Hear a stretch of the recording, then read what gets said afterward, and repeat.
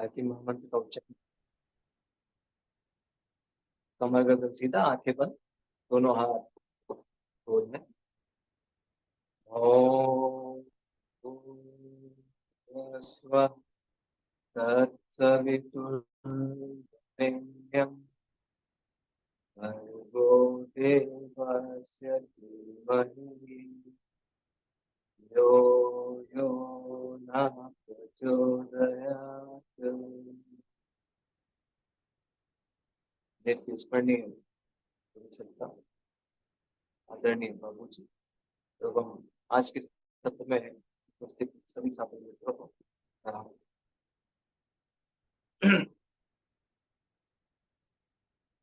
गायत्री यज्ञ में जब हम नवति करते हैं तो एक श्लोक आता है, ओम पूर्णमद पूर्णमिदं पूर्णात् पूर्णमुदच्यते पूर्णस्य पूर्णमादाय पूर्णमेव अवशिष्यते। अर्थात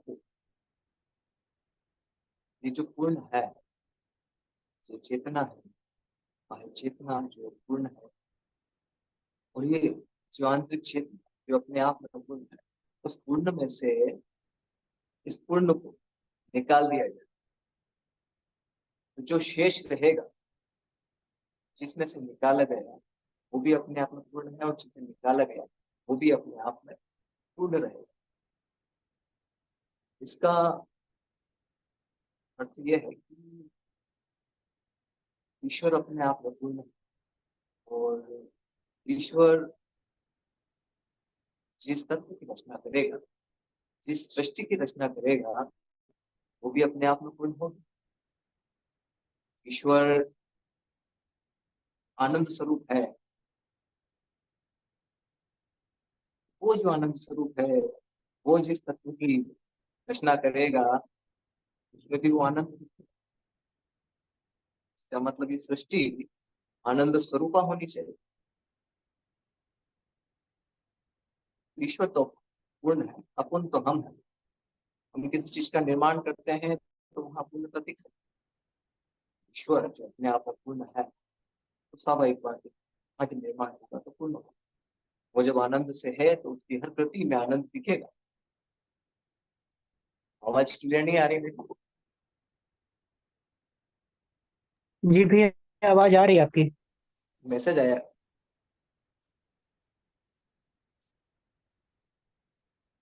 ठीक है, मैं स्क्रीन थोड़ी और पास में कर देता हूँ।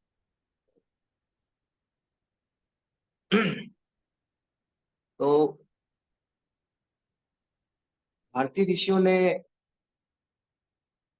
किसी भी वैदिक ऋषि ने इस बात को, मतलब हर वैदिक ऋषि ने इस बात को एक मत से स्वीकार किया है कि ये संसार आनंद से परिपूर्ण। किसने भी ये नहीं कहा, वैदिक ऋषि ने, ये संसार दुखमय है। यदि वो ऐसा होता तो ये ना कहते कि ये शरीर, मानव शरीर, मानव जीवन सुदुर्लभ है। उन्होंने एक कदम और आगे बढ़ करके ये बात कही है। तो इसका अर्थ ये है, संसार की में जो अपूर्णता हमें दिखाई देती है वो हमारे दृष्टिकोण से है। नहीं तो ये संसार, यहाँ के रोग शोक संताप जो मनुष्य को दिखाई देते हैं वो उनके अज्ञानता के चलते हैं। तो यहाँ पग पग पर सुंदरता है। सृष्टि अपने आप में सुंदर है, अपने आप में परिपूर्ण है, और अपने आप में आनंद से भरी हुई। और इसके पीछे भी एक बड़ा कारण है, ये सृष्टि पूरी अनुशासन में है। यहाँ का एक हर एक तत्व अनुशासन में। चाहे हमारे शरीर को देख लें, यहाँ भी श्वास लेना इसका अनुशासन। श्वास न ले शरीर तो अगले ही क्षण शरीर समाप्त हो जाए। अनुशासन पृथ्वी में भी है, अनुशासन सूर्य में भी है, अनुशासन पूरे पूरे सौर्य मंडल में है। तो हर जगह अनुशासन है, सब अपने अनुशासन में बंधे हुए हैं। और इसी अनुशासन के चलते यहाँ सुंदरता है, इसी अनुशासन के चलते यहाँ आनंद है। क्योंकि मनुष्य अनुशासन में बनता नहीं, और बस वहीं से समस्या प्रारंभ हो जाती। तो नहीं तो एक मनुष्य शिशु रूप में जब जन्म लेता है, आनंद की अवस्था में होता है। कहाँ चला गया फिर वो आनंद? जैसे जैसे व्यक्ति बड़ा होता है तो जीवन से आनंद तिरोहित होता चला जाता है।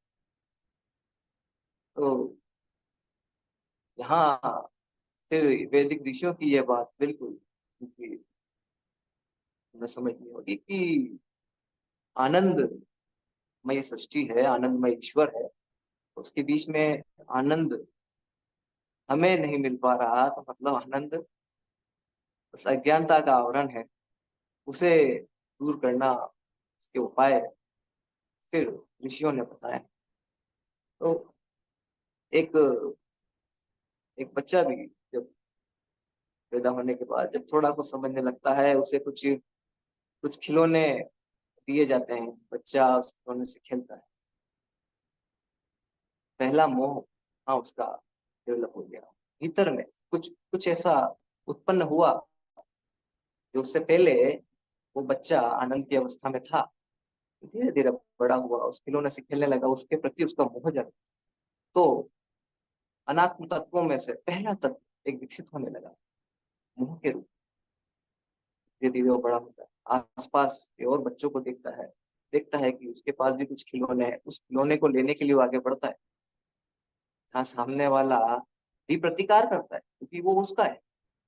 यहाँ उसके मन में, चिंतन में एक नया नया संस्कार डेवलप होता है, उत्पन्न होता है कि ये अभी तक जो मैं चाह रहा था सब मुझे मिल रहा था, और अचानक से प्रतिकार क्यों?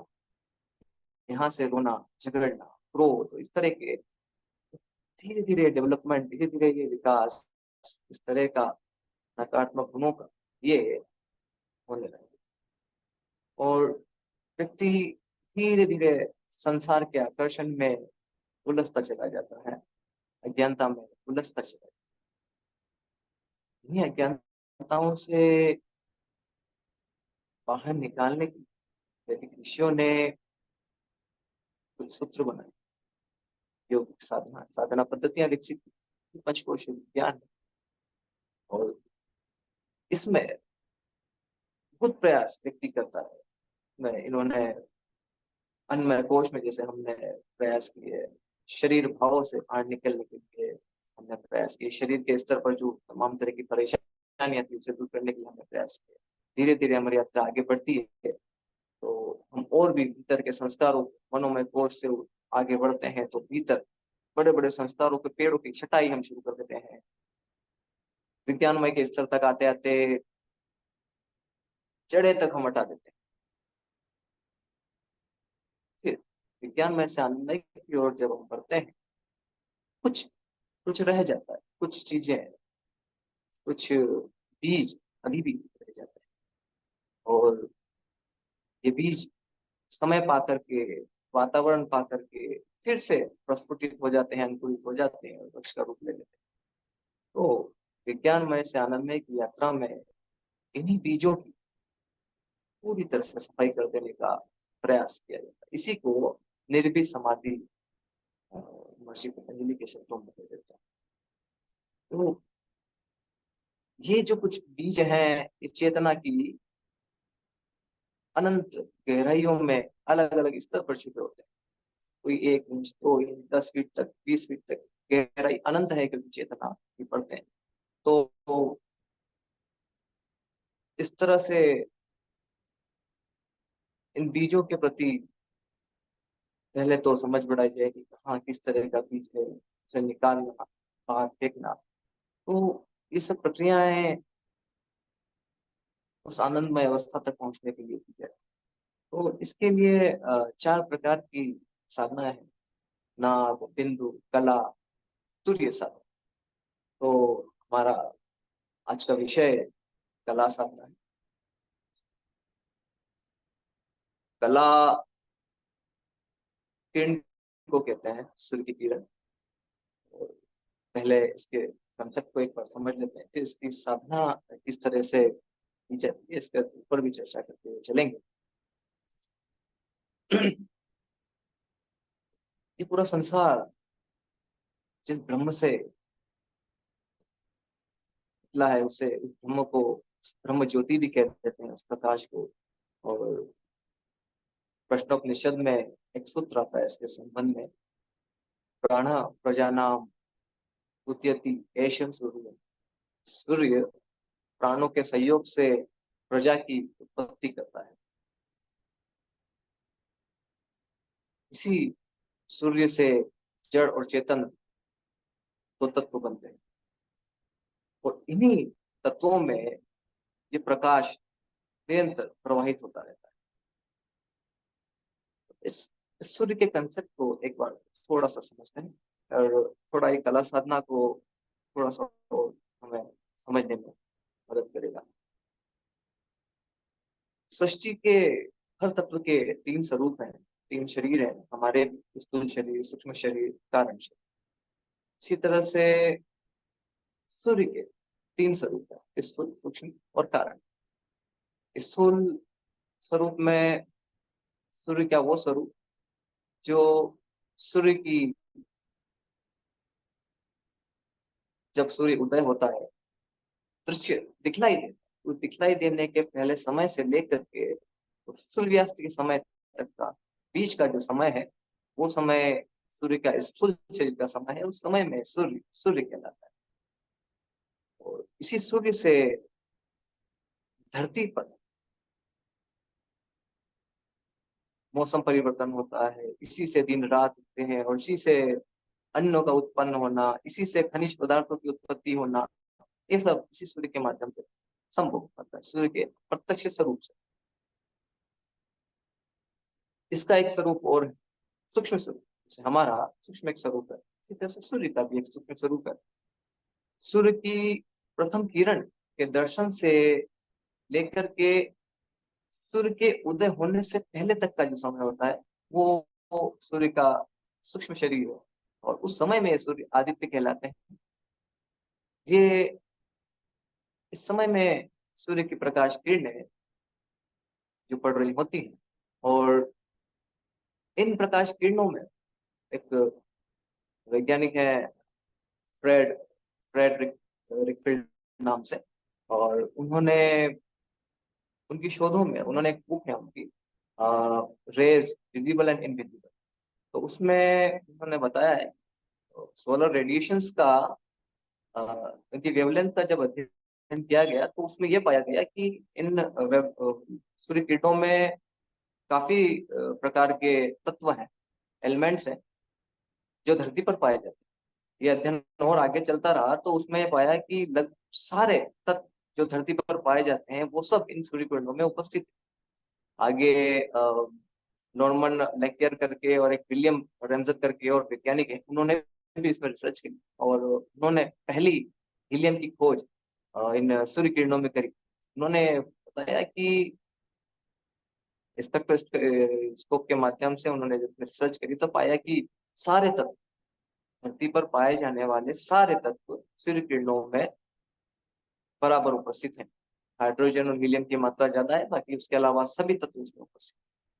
उन्होंने ये पाया कि मर्क्यूरी, पीले रंग में मर्क्यूरी उपस्थित है, तो लाल रंग में लोहा उपस्थित है, आसमानी रंग के अंदर एल्यूमिनियम उपस्थित है, हरे रंग में लेड सीसा उपस्थित है। तो इसके कण सब में पाए गए। सुनहरी किरणों में स्वर्ण के कण पाए गए, पर्पल बैंगनी किरणों में चांदी के, सिल्वर के कण पाए गए। तो ये बताता है कि सूक्ष्म रूप से इन किरणों में ये सारे कण उपस्थित हैं जो आगे चल करके कंडेंस होते चले जाते हैं, इकट्ठे होते चले जाते हैं और धरती में खनिज पदार्थों का रूप लेते चले जाते हैं। तो जो पीरियोडिक टेबल के अंदर जितने 108 प्रकार के एलिमेंट्स हैं, तत्व हैं, वो सारे तत्व सूर्य किरणों में उपस्थित। तो ये इस सूर्य का सूक्ष्म स्वरूप हुआ, जिसे हम आदित्य कहते हैं। इससे आगे चले तो कारण शरीर आता है। ब्रह्म मुहूर्त से लेकर सूर्य की पहली किरण के प्रकाश में आने से के बीच का जो समय है, समय में ये सूर्य सविता कहलाते हैं, ये कारण शरीर है सविता। और ये गुण प्रदान है, भाव प्रदान है, से हमारा कारण शरीर गुण प्रदान है, भाव प्रदान है। तो इसी तरह से सूर्य का वो स्वरूप गुण प्रदान होता है।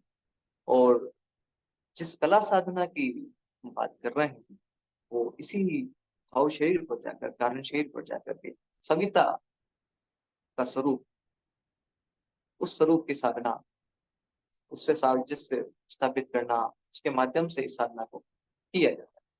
और हर वो शरीर, हर शरीर की साधना उस खास शरीर में जाकर के की जा सकती है। स्थूल शरीर की साधना सूर्य के स्थूल स्वरूप से, उसके अनुदानों से हमने प्राप्त की। सूक्ष्म शरीर के साधना के लिए सूर्य के सूक्ष्म स्वरूप के अनुदानों से प्राप्त करके हमने। तो उसी तरह से कारण शरीर की साधना जब हम करेंगे तो सूर्य के कारण स्वरूप की साधना से संबंध, सूर्य के कारण शरीर से संबंध स्थापित करके ही हम साधना कर पाएंगे। और आनंदमय कोश की साधना कारण शरीर की साधना है। तो स्वाभाविक बात है कि इस साधना में हमें उस कारण शरीर के साथ में सायुज्यता स्थापित करने की साधना करनी होगी। तो यही मोटा मोटी इस साधना का स्वरूप है। तो ये सूर्य की प्रकाश किरणें जड़ और चेतन तत्वों पर निरंतर पड़ती हैं। तो जब ये जड़ तत्वों पर, पंचभौतिक तत्वों पर, पृथ्वी जल अग्नि वायु आकाश पर ये प्रकाश पड़ती हैं और इनके अणुओं से रिफ्लेक्ट होकर के जब ये धरती पर हमें दिखलाई देती है तो ये इन्हें आपती किरणें कह दिया जाता है। और वहीं जब चेतन प्राणियों में, मनुष्यों में, प्राणियों में जब ये इधर से प्रकाशित होती है तो इसे व्याप्ति किरणें कह दिया जाता है। इसे इस तरह से भी समझ सकते हैं, ये आकर्षण है आपती और व्याप्ति किरणों का। तो आपती किरणों के आकर्षण से किस तरह से हम अपने आप को बचा कर रख सकें, या इन आपती किरणों के प्रभाव से अपने आप को रोक के रख सकें, तो ये प्रभाव को रोकना इस कला साधना के माध्यम से होता है। जैसे एक उदाहरण लेते हैं, तो हम वेजिटेरियंस के लिए तो पनीर की सब्जी बड़ी पसंदीदा होती है। तो इसके प्रति बड़ा मोह था, उसका आकर्षण छूटता नहीं। तो ईश्वर की व्यवस्था भी ऐसी है कि साथ में पत्नी भी पूरी एक निरीक्षक की भूमिका में रहती है। और जब जब 5 दिन 10 दिन इस तरह के हो जाते हैं कि मैं अमृतासन पे हूँ, या उस तरह का भोजन है जिसमें नमक मिर्च मसाला बिल्कुल नहीं है, तो बीच में इस तरह की सब्जी घर पे बनाई जाती है, सब बढ़िया मिर्च मसाला डाला गया है, और जब वो गंध आती, अंदर से एकदम सोचना चाहती कि हाँ अभी इसका भोग करना है। तो चलता रहा, हम इधर से अमृतासन कर रहे हैं, इधर से उस तरह का भोजन है, भीतर से सुगंध आ रही है, तो कह दिया कि चलो ठीक है, थोड़ा सा एक कटोरी में लेकर आ जाओ, थोड़ा सा और आगे बढ़े। ये आपकी क्रिया, उसका प्रभाव, सब्जी का या उस वस्तु का प्रभाव मन के ऊपर पड़ रहा है, हमारी व्याप्ति किरण कमजोर पड़ रही है। फिर थोड़ी सी साधना आगे बढ़ी, तब फिर बताया कि सब्जी है, ठीक है, रख दो, रख दी, खा ली। तो भीतर का आग्रह धीरे धीरे कम होता चला गया। फिर एक समय आया, सब्जी आई तो कहा चलो ठीक है, सब सामने रखी है, रखी हो ना रखी हो कोई फर्क नहीं पड़ता। तो आग्रह धीरे धीरे समाप्त हो रहा है। व्याप्ति किरणें अपना प्रभाव दिखा रही हैं, आपती किरणों को पीछे धकेलते चलते हैं। फिर थोड़ा सा आगे बढ़े, एक और स्तर आया, सब्जी सामने रखी है, थाली में हो ना हो कोई फर्क नहीं पड़ता, थाली में किसी ने रख दी तो खा ली। फिर एक समय ऐसा आया, थाली में रख दी, उसमें से उसको कम करवा दी। फिर एक समय ऐसा आया कि अब रखे या ना रखे कोई फर्क नहीं। तो कहने का तात्पर्य यह है कि व्याप्ति किरणों को हम प्रभावशाली बनाते चले जाएं तो आपतिक किरणों के प्रति जो आकर्षण है वो धीरे धीरे कम होता चला जाएगा। व्याप्ति किरणें हमारा चुंबकत्व है, व्याप्ति किरणें आभामंडल भी कह सकते हैं, इसी के माध्यम से प्रकट होता है। तो हमारा आभामंडल संसार के आकर्षण से बद्ध होकर के हमें बंधन की ओर लेकर चला जाए। तो उसके आकर्षण से अपने आप को बचा कर रखना, अपना मैग्नेटिज्म इतना मजबूत करके रखना कि वो हमें आकर्षित न कर पाए। तो इसके लिए ये साधना, कला साधना की जाती है। तो इसका थोड़ा सा प्रैक्टिकल भी करते हुए चलेंगे, तो ताकि इसमें और भी जो बातें हैं उसी के साथ ही करते हुए चलते हैं। तो कमर गर्दन सीधी रखेंगे, आंखें बंद रखेंगे। तो ये जो कला साधना है, क्योंकि ये आनंदमय कोश का विषय है और इसमें चक्रों के जागरण की बात भी आती है, कुंडलिनी जागरण की बात भी आती है। तो ये सब प्रयास इसी के साथ में चलते हैं, क्योंकि पंच तत्व पृथ्वी, जल, अग्नि, वायु, आकाश का पूरा पूरा स्थान हमारे शरीर में है। तो इनकी एक खास जगह है हमारे शरीर में, चक्रों में। तो चक्रों से हर एक तत्व का अपना एक संबंध है, हर एक तत्वों का एक रंग है, इससे इसका संबंध है। तो हमें जो साधना यहाँ करनी है, वो साधना इनके रंगों पर जाकर के करनी है, रंगों के माध्यम से इनके गुणों पर जाकर के करनी है। और जब उन गुणों पर साधना कर रहे हैं, अर्थात हम कार्य शरीर की साधना कर रहे हैं, अर्थात हम भाव शरीर की साधना कर रहे हैं, अर्थात हम सविता के, सूर्य के उस स्वरूप की साधना कर रहे हैं, सविता स्वरूप की साधना कर रहे हैं, जिसके माध्यम से हम गुणों को स्वयं के भीतर धारण कर पा रहे हैं। तो योग ऋषि ने इसमें लिखा है, सावित्री कुंडलिनी एवं तंत्र में, कि यह साधना यदि व्यक्ति सूर्य उपासना की और गायत्री की साधना को यदि व्यक्ति, धरती पर मनुष्य थोड़ा बहुत भी सीख पाए, तो सुख, समृद्धि और वैभव में इस धरती पर कहीं कोई कमी नहीं रहेगी। तो यहाँ पर उस गुणों की साधना हम करेंगे, एक बार थोड़ा सा प्रैक्टिकल करके देखेंगे। इसमें चक्रों पर हम ध्यान लगाएंगे, उसके साथ में और भी चीजें आप जोड़ सकते हैं, जैसे क्योंकि एक ही समय में हम जब ध्यान कर रहे हैं तो चक्रों का भी ध्यान लगा लें। आप चाहें तो सूर्य भजन प्राणायाम के साथ में ले सकते हैं, इसी के साथ में आप चाहें तो पंचकोशों का ध्यान भी ले सकते हैं, इसी के साथ में कुंडलिनी जागरण का ध्यान ले सकते हैं। तो काफी सारी साधनाओं को एक साथ सम्मिलित करके हम इसको कर सकते हैं, तो सबका लाभ एक साथ हमें मिलेगा। तो कमर गर्दन सीधा रखेंगे, आंखें बंद, गहरी श्वास भरें, बाहर छोड़ें, एक और गहरी श्वास, बाहर छोड़ें। मूलाधार क्षेत्र पर ध्यान को लेकर जाएंगे, मूलाधार क्षेत्र ऑक्सीजन रीजन में, मल द्वार मूत्र द्वार के बीच में सीधने वाला भाग, पेरिनियम प्लेक्सस वाला स्थान। सूर्य वेदन प्राणायाम चाहे तो यहाँ एक बार कर सकते हैं, या सामान्य तौर पर ही यदि श्वास भीतर भरें, श्वास भीतर भर रहे हैं तो भावना करेंगे सूर्य का तेज, सूर्य की ऊर्जा, प्राण शक्ति, प्रकाश के सफेद कणों के रूप में भीतर उतर रही है और मूलाधार चक्र में एकत्रित होती चली जाए। श्वास भर लेने के बाद अंतकुंभक की अवस्था में तीनों बंद लगाएंगे, इस दौरान शक्तिशाली मुद्रा का प्रयास करेंगे। इस दौरान भावना करेंगे कि इस मूलाधार चक्र से संबंधित कर्मेंद्रीय, मल द्वार, गुदा द्वार स्वस्थ होता चला जा रहा है। यहाँ पे कुछ जो भी कुछ रोग है, समस्या है, वो सब दूर होती चली जा रही है। इसी की सूक्ष्म ज्ञानेन्द्रिय नासिका है, तो नासिका की सूक्ष्म ज्ञानेन्द्रिय जागृत होती चली जा रही है। गंध के प्रति हमारी संवेदनशीलता बढ़ती चली जा रही है। सारी श्वास निकाल कर फिर से वायु कुंभक की अवस्था में बंद लगाएंगे, प्राणन की वृद्धि कहेंगे, लगा चक्र पर ध्यान को बनाकर रखें। सामान्य श्वास लेंगे, छोड़ेंगे, ध्यान को बराबर मूलाधार चक्र पर बनाकर रखें। मूलाधार चक्र पृथ्वी तत्व का स्थान, तो पृथ्वी तत्व संपूर्ण शरीर में है, लेकिन मूलाधार चक्र के माध्यम से पृथ्वी तत्व का प्रभाव शरीर में बढ़ाया जा सकता है। पृथ्वी तत्व का रंग पीला है, तो यहाँ पर चाहे तो पीले रंग का ध्यान कर सकते हैं।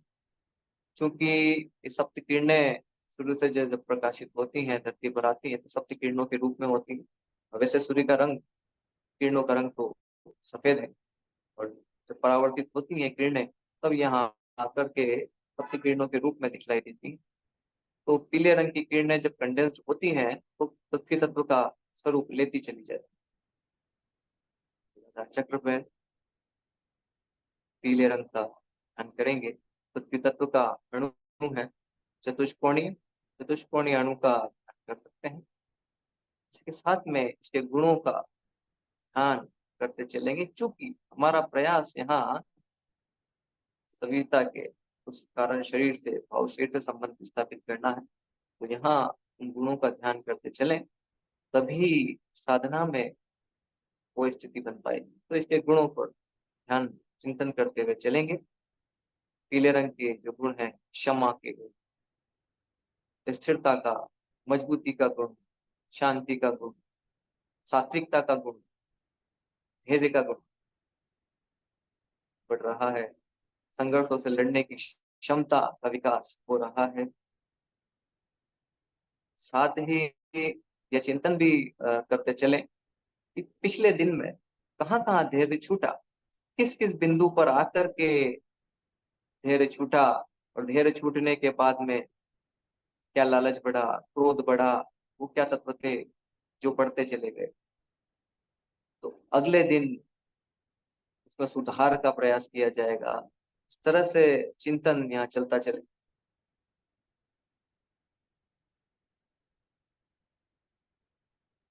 क्योंकि इसमें तो फिर आप आगे और भी ध्यान लगा सकते हैं, इसके बीज मंत्रों का ध्यान कर सकते हैं, बीजाक्षरों का ध्यान कर सकते हैं, लेकिन फिलहाल हम इसी पर केंद्रित रहेंगे, क्योंकि ये कला साधना तत्व साधना पर ही केंद्रित रहेंगे। तो इस तरह से हम ध्यान लगा सकते हैं। और जब गुणों का ध्यान लगाएंगे, तो योग ऋषि ने वही सावित्री कुंडली एवं तंत्र में इसके संबंध में बताया है कि इस तरह से जब चक्र विशेष में विशेष चक्रों का ध्यान किया जाता है, विशेष तत्वों का ध्यान किया जाता है, उनके रंगों का ध्यान किया जाता है, तो ज्ञान तंतुओं के माध्यम से मस्तिष्क में हलचल उत्पन्न होती है, और इन हलचलों के माध्यम से व्यष्टि चेतना को समष्टि चेतना के साथ में जोड़ पाना अधिक सरल होता चला है। तो अद्वैत से द्वैत से अद्वैत की ओर हमें बढ़ना है, तो उसके लिए ये साधना, अनन्य कोश की साधना, कला साधना विशेष लाभ प्रदान करती चीज है। तो इस तरह से इस पर ध्यान लगाते चलें, और कुछ समय बाद में अपने विचार जब एकाग्र होने लग जाएं, मन जब उस दिशा में एकाग्र होने लग जाए, तो विचारों को भी धीरे धीरे छोड़ दें। केवल मात्र वहां के स्पंदनों, प्रातः चक्र में हो रहे स्पंदनों को अनुभव में लाएंगे। अंतिम प्रयास तो हमारा यही रहेगा कि आगे गुणों से भी ऊपर उठे, तत्वों से भी ऊपर उठे, तत्वातीत अवस्था की ओर, गुणातीत अवस्था की ओर हमें बढ़ना है। तो धीरे धीरे जब मन शांत होता चला जाएगा, तो बिल्कुल कंपनों का अनुभव लेने का प्रयास करें। ऑब्जर्वर की भूमिका में, साक्षी भाव की अवस्था में आकर के वहां जो हो रहा है उसे अनुभव में लाए। तो इस तरह से साधना को करते हुए धीरे धीरे शक्ति चालिनी मुद्रा करें। शक्ति चालिनी मुद्रा के दौरान मूलाधार चक्र से प्रकाश तरंगे ऊपर उठती हुई स्वादिष्टान चक्र की ओर उठती हुई अनुभव करेंगे।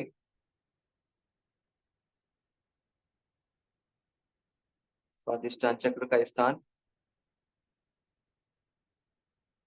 मूलाधार चक्र से 4 अंगुल ऊपर, अर्थात मूत्र द्वार से 4 अंगुल ऊपर की तरफ, हाइपोगैस्ट्रियन वाला रीजन, यहाँ ध्यान को लगाएं। चाहे तो फिर से यहाँ पर सूर्य वेदन प्राणायाम कर सकते हैं। सूर्य की प्रकाश रश्मियां हर भीतर आती श्वास के साथ में स्वादिष्टान चक्र पर बरस रही है, बाहर जाती श्वास के साथ में नकारात्मकता को बाहर निकलता हुआ अनुभव करें। स्वादिष्टान चक्र का स्थान जल तत्व का स्थान है। उत्तेंद्रिय इसकी कर्मेंद्रिय है, रसों पर इसका कमांड है, जीवा पर इसका कमांड है।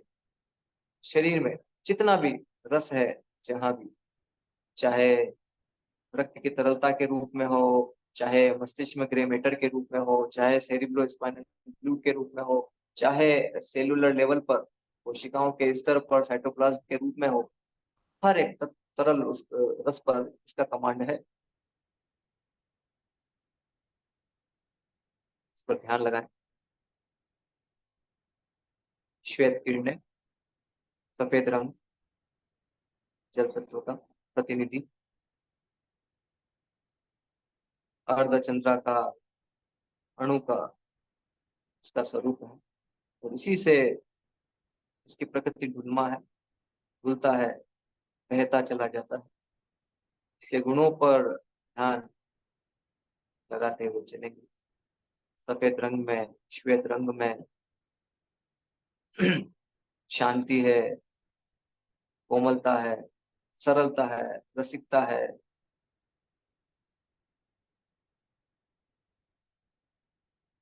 पर ध्यान केंद्रित करते चले।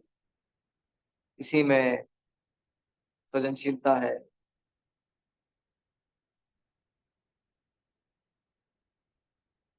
यही पूरा क्षेत्र कामुकता का क्षेत्र है। वासनाओं का नियंत्रण चक्र पर ध्यान लगाने के माध्यम से नियंत्रण बनता चला जाता है।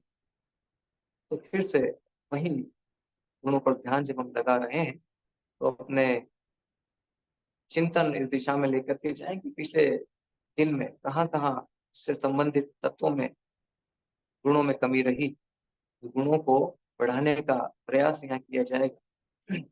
निरंतर इस बात पर चिंतन करते चलिए।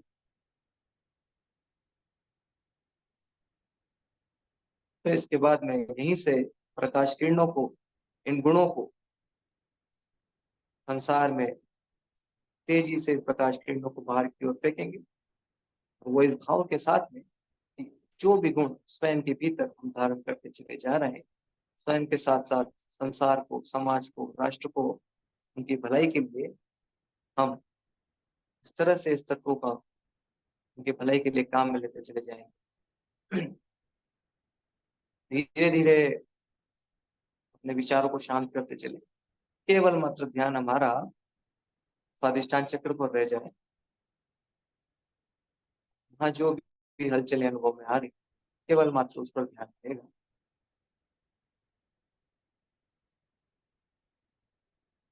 मूलाधार चक्र और स्वादिष्टान चक्र मिलकर के ग्रंथि भी बनाते हैं, रुद्र ग्रंथि। तो उसका भी ध्यान कर सकते हैं। शक्ति चालिनी मुद्रा के माध्यम से इन ग्रंथियों का, रुद्र ग्रंथि का वेदन होता चला जा रहा है, वासना की ग्रंथि का वेदन होता चला जा रहा है।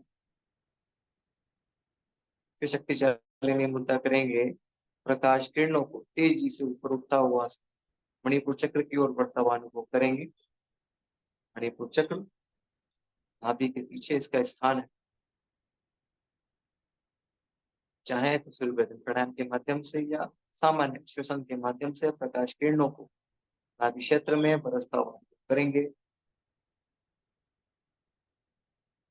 तो भावना करेंगे इसके माध्यम से, इससे संबंधित जो कर्मेंद्रिय हैं, पैर पैर मजबूत होते चले जा रहे हैं। इसके आसपास के जो क्षेत्र में जितने भी अंग हैं, पेट, आमाशय, लीवर, पेंक्रियास, किडनी, आते और ये सब मजबूत होती चली जा रही है। इसके माध्यम से इसी की ज्ञानेन्द्रियों की ओर, नेत्रों की ओर हम ध्यान को लेकर के जाए। नेत्र इसके माध्यम से मजबूत होते चले जा रहे हैं। रूप इसकी तन्मात्रा है।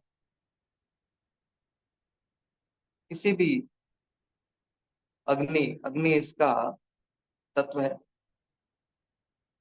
किसी भी चीज को रूप में, किसी रूप में ढालना हो, लोहे को, चाहे किसी कांच को, किसी मिनरल को किसी रूप में ढालना हो, तो उसको अग्नि में तपाना पड़ता है। तपाने के बाद में हम उसका स्वरूप देख पाते हैं। चाहे हमारा व्यक्तित्व हो, हमारे व्यक्तित्व को भी किसी खास उसमें ढालने के लिए तपाना पड़ता है। वो भी एक प्रकार की अग्नि है। उस अग्नि का ध्यान मणिपुर चक्र पर करेंगे। भावना करेंगे सूर्य के सविता लोक से वो प्रकाश किरणें, लाल रंग की किरणें जो अग्नि तत्व का प्रतिनिधि करती है। प्रकाश किरणें नाभि क्षेत्र में बरसती चली जा रही है। लाल रंग में उष्मा है, गर्मी है। इन इन इन रंगों के सब तरह के गुण हैं। इन रंगों में सात्विक गुण भी है, राजसिक गुण भी है, तामसिक गुण भी है। और ये हमें निर्धारित करना है कि हम सात्विक गुणों को अपने भीतर धारण करते चले जाएं। और लाल रंग में जैसे क्रोध का गुण भी है, तो हम चाहते हैं हमारे जीवन में तेजस्विता, तो इस गुण को अपने भीतर, इस रंग के इस गुण को अपने भीतर धारण करेंगे। तेजस्विता का, शौर्य का, साहस का, पराक्रम का गुण स्वयं के भीतर बढ़ता चला जाता है। वो क्या क्या क्षण रहे पिछले दिन में, जब जब जीवन में आवश्यक साहस दिखाना था, आवश्यक साहस करना था, उस साहस में कमी पाई गई, उसे दूर करने के लिए संकल्पित होते चले जाएंगे। इस तरह से तत्वों को स्वयं के भीतर बढ़ता हुआ अनुभव करें। ऋषि ने लिखा है कला साधना का व्याख्या में कि इसी कला साधना की, इसी रंगों के तामसिक पक्ष को लेकर के राक्षसों ने शक्ति प्राप्त की थी, हिरण्यकश्यप, रावण, कुंभकर्ण आदि। और इसी की सात्विक शक्ति को लेकर के ऋषियों ने शक्ति प्राप्त की है। और इसी की राजसिक शक्तियों को लेकर के कुबेर, इंद्र, अर्जुन, युधिष्ठिर आदि इन लोगों ने इसके माध्यम से शक्ति प्राप्त करी। हम जीवन में आत्मलक्ष्य को प्राप्त करना चाहते हैं तो सात्विकता को अपनाना होगा। तो इस सात्विकता की वृद्धि के लिए, इन गुणों की वृद्धि के लिए ये आवश्यक हो जाता है। युग ऋषि ने कहा है कि भावनाशीलता की कमी है इस समय में, तो भावनाओं को प्रगाढ़ करना, भावनाओं को उभारना, सही दिशा देना इस कला साधना के माध्यम से संभव होता चला जाए। आगे की ओर बढ़ेंगे, शक्तिशालिनी मुद्रा करेंगे, उसके माध्यम से प्रकाश किरणों को अनाहत चक्र की ओर बढ़ता हुआ अनुभव करें।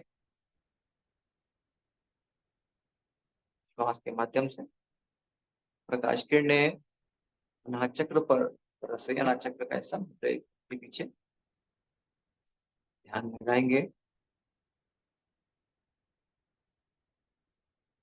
अनाहत चक्र का स्थान, वायु चक्र का स्थान, हरा रंग इसका वायु तत्व का। इसी कर्मेंद्रिय हाथ है, त्वचा ज्ञानेन्द्रिय है, स्पर्श इसकी तन्मात्रा है। तो ध्यान लगाएं हृदय चक्र के भीतर षटकोणीय इसका अणु है, इस पर ध्यान लगाएं। हरे रंग को बढ़ता हुआ अनुभव करें। हरे रंग के गुणों पर ध्यान को लेकर के जाएंगे। जब हम गुणों पर ध्यान को लेकर जाते हैं तो धीरे धीरे रंग गुण होते चले जाएंगे। और आवश्यक भी यही है कि हम गुणों पर ध्यान को केंद्रित करते चले जाएं। तो जब इन गुणों पर ध्यान लगाएंगे तो हम पाएंगे कि पोषण के गुण, इसके गुण, हरे रंग के गुण है, पोषण का गुण है, इसमें दया का गुण है, करुणा के, ममता के, प्रेम के गुणों का विकास हो रहा है। इसमें सज्जनता के गुणों का विकास हो रहा है। ये गुण बढ़ते चले जा रहे हैं। व्यापकता का गुण है, विस्तार का गुण है, गतिशीलता है इसमें। तो जिस तरह से वायु पूरी धरती पर व्याप्त है, उसी तरह से हमारे विचार, हमारे भावनाएं पारमार्थिक होती चली जाए, हम भी, हमारा भी मन पारमार्थिक होता चला जाए। इस तरह से चिंतन अपनी तरह का चिंतन करते चले जाए। फिर से वही चिंतन की पिछले दिन में किस तरह की कहाँ संकीर्णता आ गई, उन संकीर्णताओं को दूर करने के लिए अगले स्टेप उठाए जाएंगे, अगले कदम उठाए जाएंगे। तो इस तरह से ध्यान करते चले। जब ध्यान को समय सध जाए, चिंतन के माध्यम से मन सधने लगे, तब धीरे धीरे चिंतन को भी हटा देंगे। रंगों से भी ऊपर, चिंतन से, तत्वों से ऊपर, केवल मात्र कंपनों पर ध्यान को लेकर जाएंगे। हर एक चक्र में गुण है तो वहां पर कुछ दोष भी हैं, कुछ कमियां भी हैं। वो कमियां ये है कि उन चक्रों की शक्ति उन रंगों की कमी, उन तत्वों की कमी से वो कमियां हमारे जीवन में अनुभव में आती है। तो पृथ्वी तत्व की कमी जीवन में धैर्य की कमी दे देता है, भय व्याप्त हो जाता है। तो भय से मुक्ति हम चाहते हैं तो हम पृथ्वी तत्व को मजबूत करते चले जाएं। मोह से ऊपर उठना चाहते हैं तो जल तत्व को मजबूत करते चले जाएं। क्रोध से ऊपर उठना चाहते हैं तो अनाहत चक्र, मणिपुर चक्र को, अग्नि तत्व को मजबूत करते चले जाएं। वहीं हम स्वार्थ से, संकीर्ण स्वार्थों से ऊपर उठना चाहते हैं तो वायु तत्व को मजबूत करते चले जाएं। इस तरह से फिर से आगे के चक्र की ओर बढ़ेंगे। शक्ति चालिनी मुद्रा करेंगे, प्रकाश तरंगों को ऊपर उठता हुआ अनुभव करें, विशुद्धि चक्र तक पहुंचता हुआ अनुभव करें।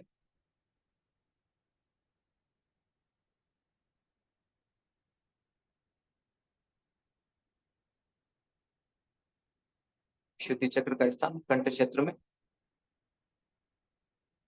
फ्रेंजियल लेरेंजियल नर्व यहाँ पर मिलकर के उच्चक बनाती है, फ्रेंजियल प्लेक्सस।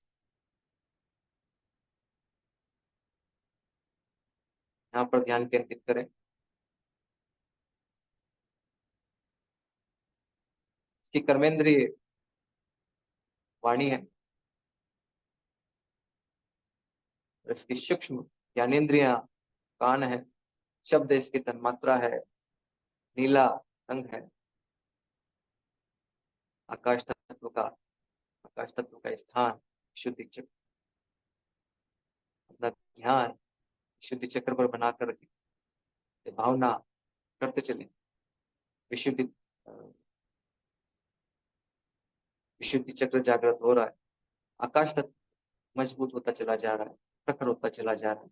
जैसे गुणों पर ध्यान केंद्रित करेंगे। इसके गुण है विस्तार का, गुण है इसका, गुण है सूक्ष्म बुद्धिमत्ता के विकास का, बौद्धिक क्षमताओं के जागरण का इसका गुण है, वो बढ़ रहा है। आकर्षण, संशोधन, संवर्धन के गुण हैं, वो गुण बढ़ते चले जा रहे हैं। वाणी का प्रभाव बढ़ता चला जा रहा है।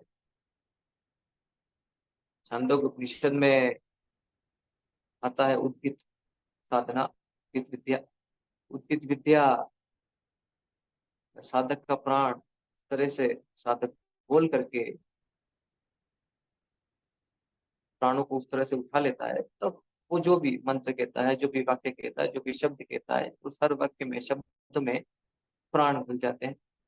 जिस तरह से बाबूजी जब कोई बात, किसी विषय पर बात करते हैं तो पूरे प्राण उसमें घुल करके, और वेखरी वाणी हो, चाहे मध्यमा हो, चाहे परावाणी हो, चाहे पश्चंती हो, सभी वाणियों से बोलने का, बताने का, समझाने का प्रयास करते हैं, तो वो प्रभाव अपने आप में दिखता है, निकल करके आता है। तो विशुद्धि चक्र के माध्यम से इन वाणियों पर प्रभाव पड़ता चला जाता है। साधारण जीवन में तो हमारी वेखरी वाणी का प्रभाव भी नहीं पड़ता, तो बाकी अन्य वाणियों की तो बात ही हम छोड़ दें। तो प्राणों की साधना जैसे जैसे बढ़ती है, वैसे वैसे प्राण शरीर में जैसे जैसे बढ़ते हैं, वैसे वैसे प्राण तत्व वाणी के माध्यम से प्रकट होते चले जाते हैं। वाणी का प्रभाव बढ़ता हुआ अनुभव करें।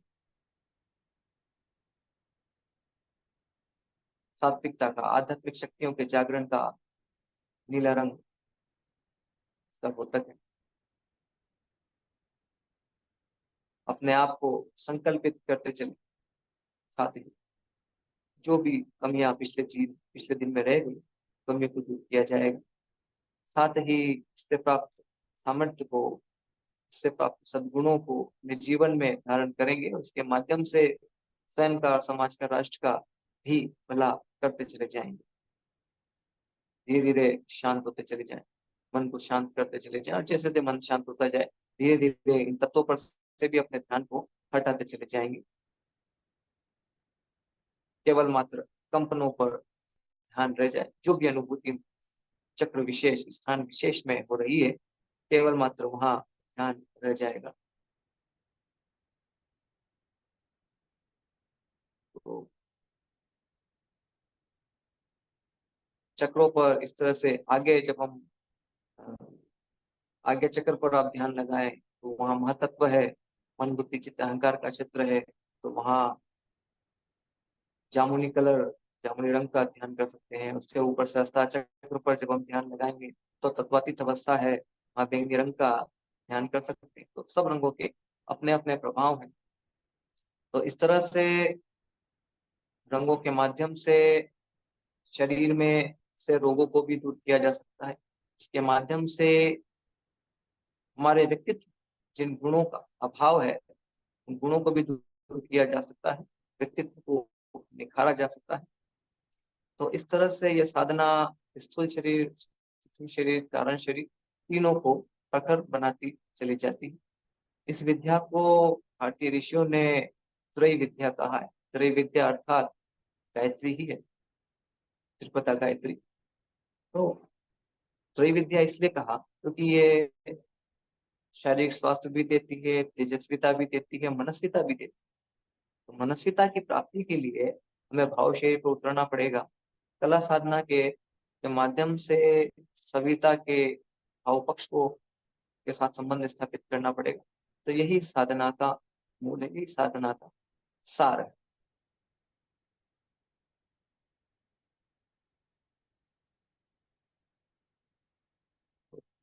इसके साथ मैं ये बात समाप्त करता हूँ। अमन भैया से निवेदन है कि आगे।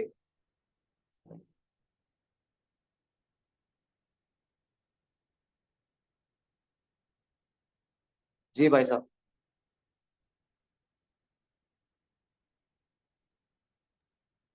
जी भैया, बहुत बहुत धन्यवाद। तो इसमें हम लोग सीधा जो है आपने बड़ा ही अच्छा प्रैक्टिकल के साथ में इसको जो बताया, प्रैक्टिकल पक्ष ये बहुत ही प्रभावकारी है। तो अब सीधा निवेदन है कि प्रश्नोत्तरों को लिया जाए। मेरा बाबूजी से भी निवेदन है कि बाबूजी भी इसमें, बाबूजी का हमें आशीर्वाद मिले। तो इसलिए बाबूजी भी कृपया इसमें आए। जी भैया, तो इसमें ये जिनका भी प्रश्न है, अच्छा ये हो सकता है भैया बाबूजी अभी नहीं होंगे इसमें क्योंकि बाबूजी यात्रा में होंगे। जी तो आप कृपया ये प्रश्नों को लेते जाएं। जी। ये जिनके भी हैंड रेज हैं जी, होगा गोकुल उत्तर। जी का क्या हैंड रेज है? जी, गोकुल भैया का, भाई साहब का hand है। शरद भैया को प्रणाम। हाँ बहुत अच्छी तरीके से आपने आज की इस कक्षा को एक्सप्लेन किया। यहाँ पर एक बात आती है, वो ये है कि तत्वों के साथ रंग वाली जो बात, तो जैसे कि हम लोग इसमें जो लिखा हुआ, जैसा आपने हाँ, बताया कि पृथ्वी आवाज। तत्व का रंग। आवाज नहीं आ रही हुई है? जी, आपकी आवाज थोड़ी सी ब्रेक हो रही है थोड़ा सा। अच्छा, एक मिनट। अभी आ रही है? अब क्लियर है? अच्छा शायद। हेलो। जी जी भैया, भाई साहब की आवाज आ रही है। जी तो मुझे लग रहा है कि थोड़ा सा नेटवर्क की समस्या है ऐसी। अच्छा, तो जी भाई साहब। यहाँ भाई साहब बात ये थी कि ये जो पंच तत्वों के रंगों की जो बात है, तो जी जैसे हम लोग सामान्य क्रम में जब मान लिया किसी जन्मदिन मनाते हैं या कहीं तत्व पूजन होता है, तत्वों का पूजन करते हैं, तो वहां हम जी लोग पृथ्वी तत्व का रंग हरा कहते हैं, और जी यहाँ पर गुरुदेव ने पीला लिखा है। जी जल तत्व का रंग वहां पर हम काला कहते हैं, यहाँ पे श्वेत लिखा गया है। जी अग्नि तत्व दोनों जगह ही लाल है। वायु तत्व को वहां हम पीले रंग से वो करते हैं, और यहाँ पे हरा रंग कहा गया है। जी आकाश तत्व का पूजन वहां पर हम सफेद रंग से करते हैं, यहाँ पे नीला कहा गया है। जी गुणों में तो ठीक है, गुण सबके एक समान दिखे गए हैं। और जी ये बात भी आपने कहा कि आगे चल के रंग जो है वो सब गौण हो जाते हैं। जी लेकिन ये कंफ्यूजन ये आ जाता है कि यहाँ पर हरा और पीला का जो डिफरेंस है, या काला और श्वेत जो कहा गया है, तो जी इसके संबंध में आपकी ये जो डिफरेंस है, क्योंकि मान लीजिए किसी से भी हम बात करते हैं तो पहले तो हम उसको ये तो कहते हैं कि ये रंग करें, तो फिर वो जी तो उस चीज को देखेगा, तो वो उसके दिमाग में एक है कि हरा रंग ध्यान करें या पीला करें, क्योंकि जी यहाँ पे पीला कहा गया और वहां पे पीला रंग वायु का हो जाता है। जी तो इस पर थोड़ा सा प्रकाश डालेंगे भैया। जी बस इसमें बिल्कुल आपकी बात बिल्कुल मैं भी इससे सहमत हूँ। और इसमें सावित्री कुंडलिनी एवं तंत्र में भी इसमें जब हम देखेंगे गुरुदेव ने उसमें लिखा है, जब नाभि चक्र मणिपुर चक्र के संबंध में जब वो बताते हैं, उसका विश्लेषण करते हैं, तो वहां उन्होंने ये बताया है कि यहाँ पीले रंग का ध्यान किया जाए, है ना, वहां वो चीज आ जाती है। और इसी तरह से अन्य अन्य जगहों पर भी आप देखेंगे उसी पुस्तक में अलग अलग जगहों पर अलग अलग रंगों को अलग अलग चक्रों के साथ में बताया गया है। तो ये हर एक जगह पर आपको अलग अलग देखने को मिलेगा। तो ये मुख्यतः ये जो कला साधना के संबंध में जब बताया है, तो ये 5 प्रकार के तत्वों के साथ में वहां साधना करनी है, उस समय में इसका प्रयोग किया जाएगा। नहीं तो हर एक तत्व में, क्योंकि हर एक तत्व उपस्थित है। 16 कलाएं जो हैं, जैसे जब कोई तत्व बनता है, पृथ्वी तत्व जैसे बना, तो उसमें अन्य तत्व भी सम्मिलित हैं। पृथ्वी के साथ में अग्नि जल वायु आकाश, वो भी उसके साथ में उपस्थित हुए। इसी तरह से उस पृथ्वी तत्व में सारे रंग उपस्थित है, जल तत्व में सारे रंग उपस्थित है, वायु तत्व में सारे रंग उपस्थित है, क्योंकि यहाँ सारे तत्व भी उपस्थित है, तो इसलिए सारे रंग भी उपस्थित होंगे। अब कौन सा रंग गौण है, कौन सा रंग प्रमुख है, या हम किस रंग को प्रमुख करना चाह रहे हैं, हम किस रंग को गौण करना चाह रहे हैं, वो हमारे ऊपर निर्भर करता है। तो अब अच्छा, इसको उस तरह से देखेंगे, इंद्रधनुष के जैसे रंग है विबग्योर ना, सप्तरंग, और उसको देखेंगे, उसके अनुसार ही देखेंगे तो हमारे शरीर में चक्रों के जो रंग है वो उस तरीके से निकल करके आएंगे। तो लाल रंग जब हम देखेंगे कि मूलाधार चक्र का रंग तो फिर लाल है, तो वहां चक्र का रंग लाल हो गया, तत्व का रंग पीला हो गया। लेकिन यहाँ पर जब हम कुछ विशेष गुणों को धारण करना चाहते हैं, तो उन गुणों का कुछ खास रंग है, तो उस रंग का ध्यान कर। और इस कंफ्यूजन को दूर करने के लिए फिर बाबूजी ने ये मार्ग बताया है कि इसमें हम इन रंगों पर ध्यान देने की अपेक्षा सिर्फ सीधे सीधे चक्रों पर ध्यान देते चले जाएं। और एक एक एक उपनिषद, सॉरी, एक वांग्मय है, वांग्मय चिकित्सा विज्ञान के विविध आयाम, वांग्मय नंबर 40। उसके अंदर रंग चिकित्सा के ऊपर, क्रोमोपैथी के ऊपर गुरुदेव ने बड़ा उसमें पूरा अध्याय लिखा हुआ है, और बड़ी गहराई से उसमें बताया गया है रंगों के बारे में। तो वहां देखेंगे तो बड़ा आपको डिफरेंस मिलेगा इसके अंदर। तो वहां तो जैसे पीले रंग के संबंध में अलग अलग बातें बताई हैं, लाल रंग के संबंध में, नीले रंग के संबंध में, सबके संबंध में अलग अलग बातें आपको देखने जानने को मिलेंगी। तो इस कंफ्यूजन को दूर करने के लिए ये है कि हम एक प्रकाश का, सफेद प्रकाश का ध्यान करते चले। एक चीज तो ये, बाकी मुख्य बात ये है सभी रंग सभी तत्वों में उपस्थित हैं, और हम अपने गुणों के, हम जिस गुण को जीवन में धारण करना चाहते हैं उसके आधार पर उन गुणों का चयन कर लें और उसको बढ़ाते चले। यही इसका मुझे जो सार समझ में आता है वो ये। जी भैया, आप जी बिल्कुल सही कह रहे हैं। मैं क्योंकि जब किसी जगह पर कोई क्लास लेते हैं, करते हैं, तो इस प्रकार के प्रश्न खड़े हो जाते हैं। बिल्कुल। तो मुझे लगता है कि हमको भले पुस्तक में कुछ भी लिखा हो अध्ययन के लिए पढ़ें, लेकिन जब शिक्षण प्रशिक्षण के क्रम में चलने तो रंगों वाली बात को गौण ही रख दें, और सविता का सफेद रंग के प्रकाश की बात करें। नहीं तो क्या होता है कि मूल जगह से हम लोग जो थोड़ा सा तर्क में चले जाते हैं इधर उधर में। जी, तो इसीलिए मैं सोचा कि शायद आपका इस पर कोई और अध्ययन हो, तो उसके लिए इसमें आपसे बातचीत इसमें पूछ रंगों लें। में ये है भाई साहब कि रंगों का थोड़ा बताना इसलिए भी आवश्यक हो जाता है कला साधना के दौरान में, क्योंकि रंग ही कंडेंस होकर के एक खास तत्व का निर्माण कर रहे हैं। जैसे ये तो साइंस प्रूव कर रही है ना। जैसे पीले रंग में मरक्यूरी के गुण उपस्थित हैं। अब ऐसे तो पीला रंग, लाल रंग, हरा रंग, हम यहाँ बात करें तत्वों की, लेकिन ये सारे तत्व, सारे रंगों में पृथ्वी के तत्व जितने मिनरल्स है पृथ्वी में, वो सारे मिनरल्स अलग अलग इन रंगों में उपस्थित हैं। तो वो कंडेंस होते होते एक रूप धारण करते चले जाते हैं, है ना। तो इसमें इसमें सारे तत्व आ गए। तो वो एक बार तो ये तो बताना पड़ेगा इस साधना के दौरान में कि किस तत्व में कौन कौन से इनका क्या क्या रंग है, और किस तरह से ये कंडेंस होते चले जा रहे हैं।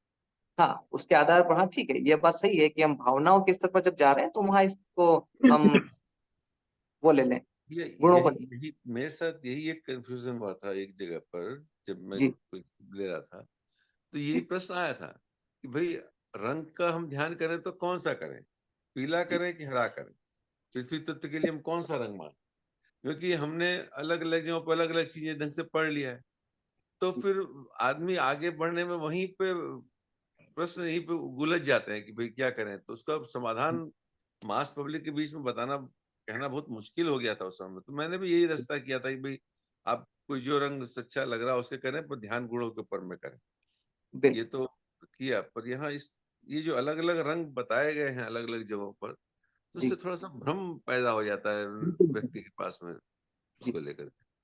उसमें बस उसमें हम इतना ही रख सकते हैं, उसके अंदर इतना सा पर रख सकते हैं कि इस रंग के ये खास गुण है। हाँ, तो अब नहीं आपको इस ये रंग गुण की ये गुण मतलब, अब जब पृथ्वी बढ़ाने तत्व का हैं। ध्यान करें तो हरा करें कि पीला करें। अब पीला रंग का हाँ ध्यान करें तो आप पृथ्वी तत्व माने या वायु तत्व माने, हाँ ये कंफ्यूजन हो जाता हाँ, तो वहां पर बस ये कर सकते हैं, हम गुणों पे आधारित हो जाए कि यदि हम चाहे कि हम धैर्य के गुण चाहते हैं या हम स्थिरता चाहते हैं, तो स्थिरता पीलेपन में, पीले रंग में स्थिरता का गुण है। उसमें उसमें सात्विकता का गुण भी है पीले रंग में। तो मूलाधार चक्र में सात्विकता बढ़ रही है, मूलाधार चक्र में स्थिरता बढ़ रही है। स्थिरता भी आवश्यक है मूलाधार चक्र की, तभी आगे के चक्रों पर काम हो पाता है। तो स्थिरता का गुण हमें चाहिए, तो चलिए पीले रंग का ध्यान कर लेते हैं। इस तरह से थोड़ा सा हम देख सकते हैं चीजों को। बाकी तो है। आपकी बात बिल्कुल सही है कि चीजें जब हम इस तरह से स्टडी में गहरा उतरते हैं तो वो चीजें हमारे लिए भी कंफ्यूजिंग हो जाती हाँ, एक मैं चाह रहा था कि आपने भी एक जो बताया कि अलग अलग जो मटेरियल किस किस रंग से प्रभावित हुई है, है। जी जो अभी आपने उसका आपको रेफरेंस कहाँ से मिला, उसका पेज थोड़ा डिटेल पेज नंबर के साथ अगर बताएंगे तो, या ग्रुप में डाल ये देंगे तो सुविधा होगी। गोकुल चिकित्सा भैया प्रणाम। प्रणाम गोकुल भैया प्रणाम। मैं सुशील त्यागी बोल रहा हूँ गाजियाबाद से। जी चिकित्सा बिल्कुल। विज्ञान के विविध आयाम करके पुस्तक है, हाँ वाङ्मय है, वाङ्मय नंबर 40। उसमें अच्छा। रंग चिकित्सा का अध्याय है और हाँ पूरा पूरा वो इसी के ऊपर आधारित है।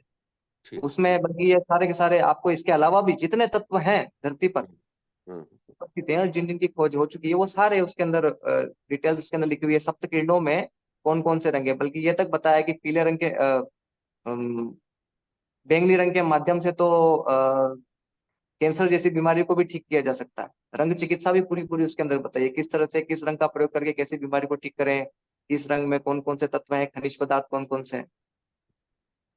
ठीक ठीक भैया, धन्यवाद जी। ये सुशील गोकुल भैया भैया जी भाई प्रणाम। साहब। जी प्रणाम भाई साहब सुशील बिल्कुल। त्यागी बोल रहा हूँ गाजियाबाद से। प्रणाम भाई साहब। प्रणाम भैया।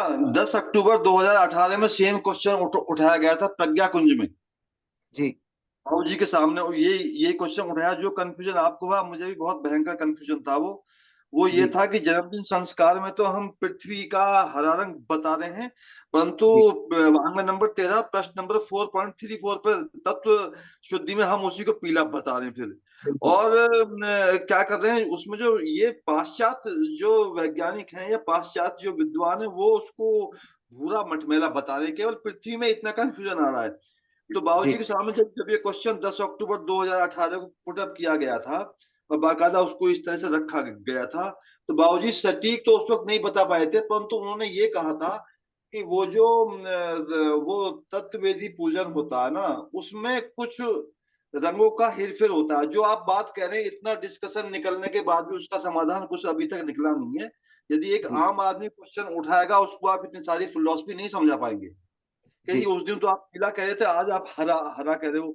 अच्छा, एक और कंफ्यूजन इसमें होता है कि पृथ्वी का रंग जैसे हमने पीला कर लिया हमने मूलाधार चक्र में, और वहां पर जो हमारा अपान प्राण है उसका रंग बताया गया नारंगी। तो बड़ी ही टिपिकल बात आ गई थी कलर के चक्कर में। मैंने सारी बात बाबूजी से पूछी थी ये। तो वो जो सटीक, हम कोई अनजान आदमी हमसे पूछेगा तो उसका समाधान के लिए हमें और अभी सरलीकरण करना पड़ेगा। अब जो भैया ने बताई है, भैया निगम जी बता रहे हैं, वो बात है समझने के स्तर पर बिल्कुल ठीक है, हमारे आपके स्तर पर। परंतु एक अननोन आदमी पूछ देगा, आपको उसके यहाँ जब हमने संस्कार मनाना कहें, कल को उसको आप पंचकोशी पढ़ा रहे हैं, तो उसको एक्सप्लेन करने में प्रॉब्लम आ जाएगी। तो ये मेरा भी ये क्वेश्चन था, मैं भी बहुत कंफ्यूज हुआ था उसमें। तो ये मुझे अपनी बात शेयर करनी थी आप दोनों से।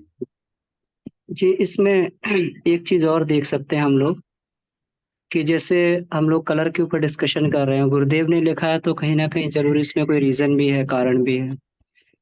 तो हम लोग अगर इस तरीके से इसको देखें कि जब तत्वों की अवस्थाएं बदलती हैं तो उनके रंग भी बदल जाते हैं। कोई चीज सॉलिड होती है उसका रंग कुछ और होता है, लिक्विड बनता है कुछ और बन जाता है, और गैसियस फॉर्म में होता है तो कुछ और बन जाता है।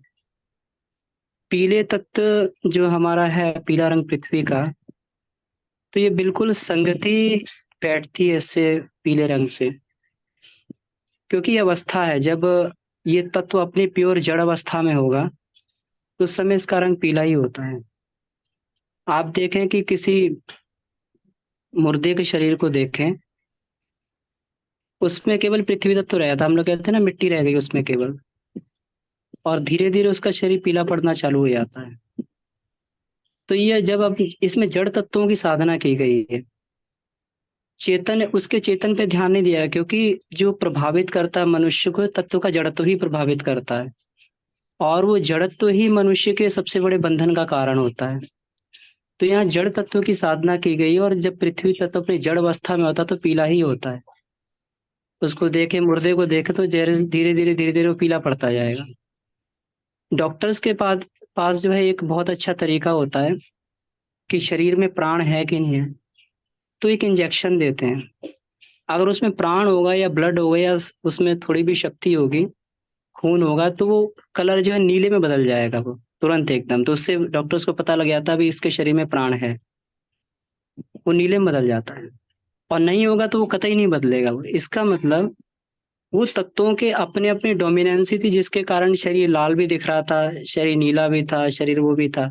लेकिन क्योंकि अब वहां पर पृथ्वी तत्व ही रह गया, वायु का भी आवागमन वहां पे बंद हो गया, हर एक चीज का बंद हो गया। तो इस तरीके से हम लोग ये भी इसको बैठा सकते हैं कि वह जब डोमिनेंसी आएगी तो वो पीले में ही बदल जाएगा। ये तत्वों का, जैसे आप आग को देखिए, आग जो है नीचे डेंस होती है और ऊपर जाके जो है वो धीरे धीरे सूक्ष्म बदल जाती है। तो नीचे आग का रंग जो है नीला होगा, फिर लाल बदलने लगता है, और फिर धीरे धीरे उसको जो है ऊपर जाके देखेंगे तो बिल्कुल एकदम पीला सा हो जाता है उसका रंग। तो तत्व सेम है, लेकिन जैसे ही उसकी डेंसिटी बदलती है, उसके जो एटॉमिक स्ट्रक्चर बदलती है, उनके रंग बदल जाते हैं।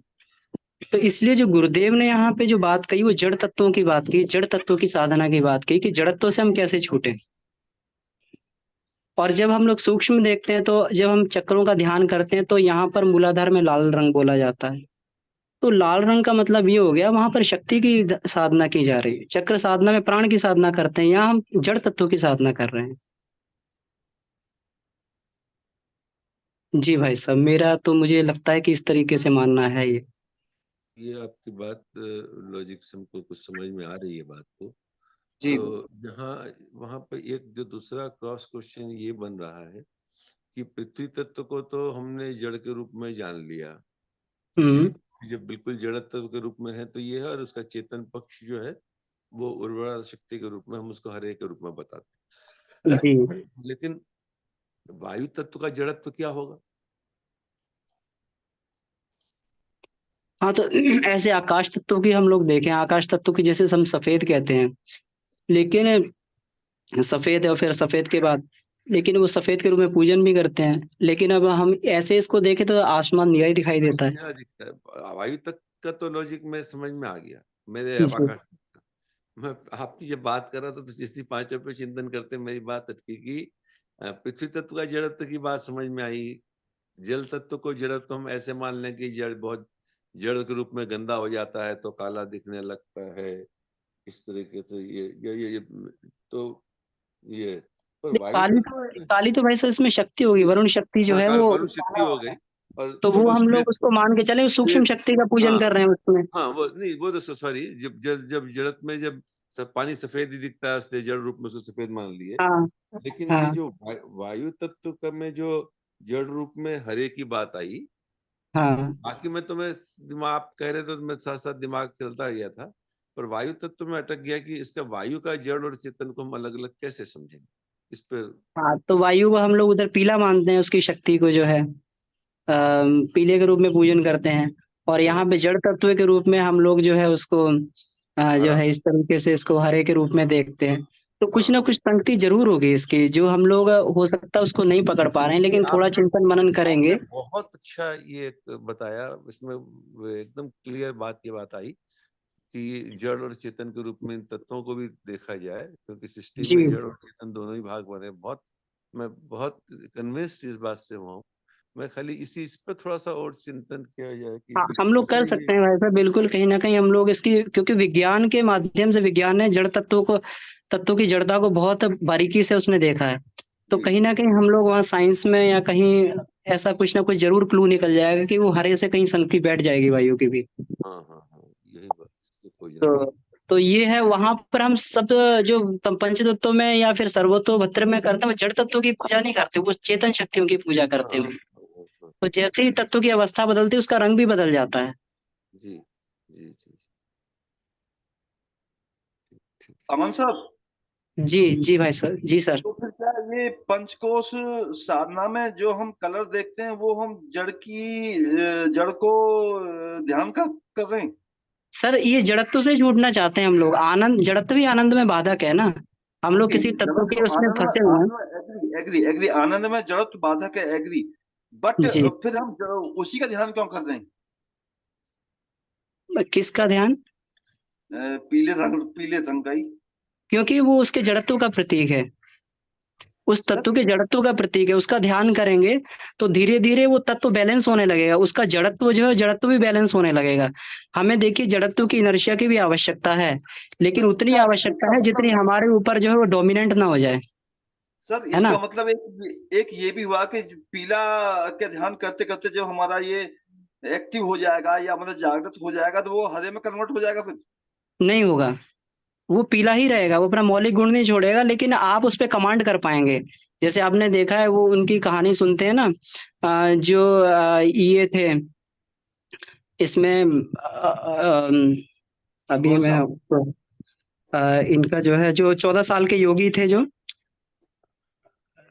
इसमें जो है उनका जो है वो महाराष्ट्र हाँ जी। महाराष्ट्र के जो थे? हाँ हाँ, वो शेर पे सवारी करते तो नाक का चांदो चाबुक हाथ में लेके चलते थे। ऐसे ही नाम है उनका हाँ कुछ। हाँ, उनका नाम था चांगदेव। चांगदेव, हाँ। चांगदेव। और जो इसमें संत ज्ञानेश्वर थे, है ना। हम्म। तो एक बार कहते, संत ज्ञानेश्वर बहुत छोटे थे और चांगदेव 1400 साल के थे, लेकिन जब उन्हें भान हुआ कि ये ज्ञानेश्वरी मेरे गुरु हैं, तो उनके दर्शन करने के लिए वो उसके सिंह की सवारी करके उस पे चलने लगे, है ना।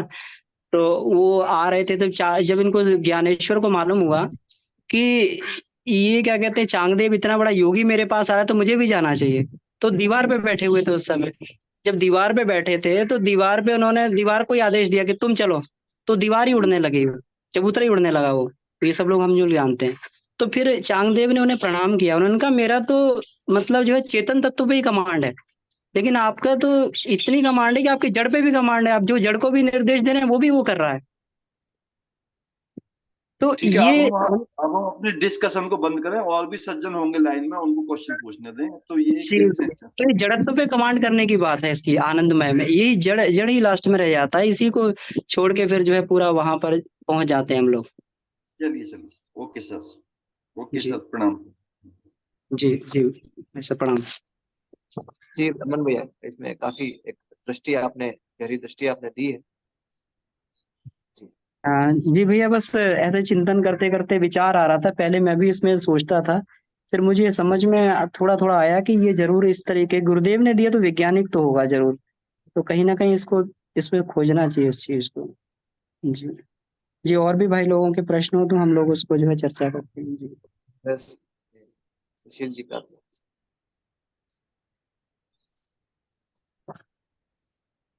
इसमें विशुद्धि चक्र पर विभा दीदी हैं। जी भैया, कृपया आप ये प्रश्नों को, मेरा निवेदन है, आप कृपया जो है इसको, ये चैट में प्रश्न आया है भैया, एक अब मैं पढ़ता हूँ इसको। ओम, ये जो ये नरेंद्र ठाकुर जी का प्रश्न है। ओम, ये जो प्राणायाम आप करवा रहे हैं, ये सूर्य भेदी है या प्राणाकर्षण है? सूर्य भेदी में तो राइट से लेना और लेफ्ट से नासिका से श्वास बाहर निकालना होगा, कृपया स्पष्ट करें। जी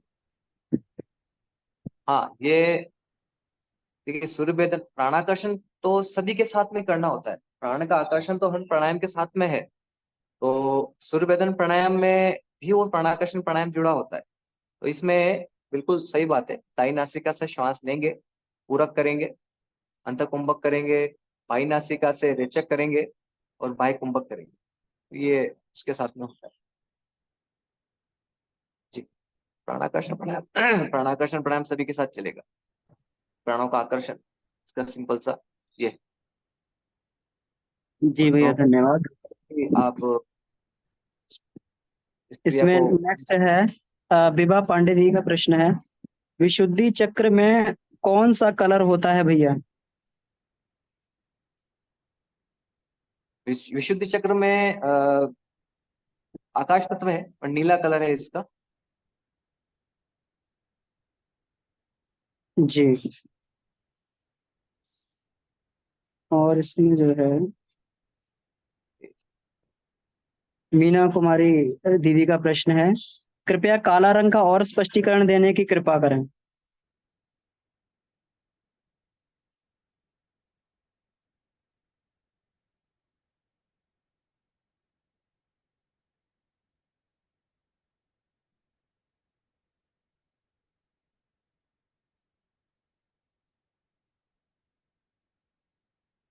जी भैया।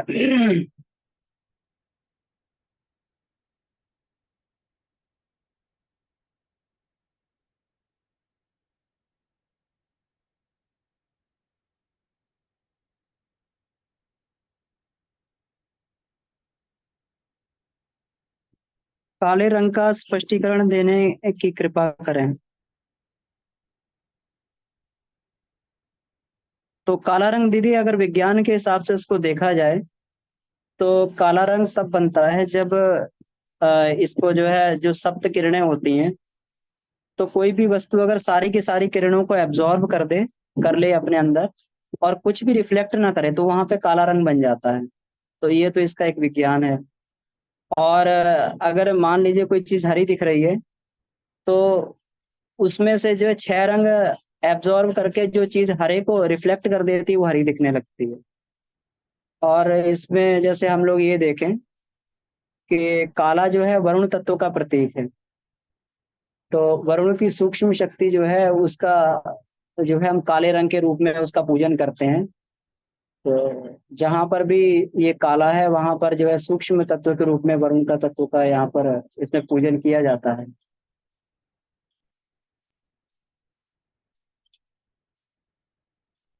जो जल में सरसता है, जो जल का गुण है, मौलिक गुण है, तो उसको जो है हम लोग उसकी साधना करते हैं, तो काले रंग का पूजन करते हैं।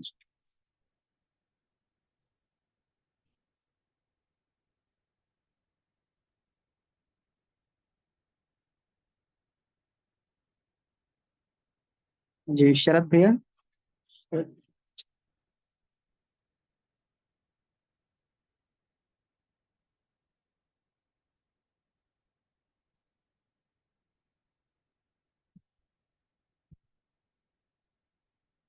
जी भैया, आप म्यूट पर हैं।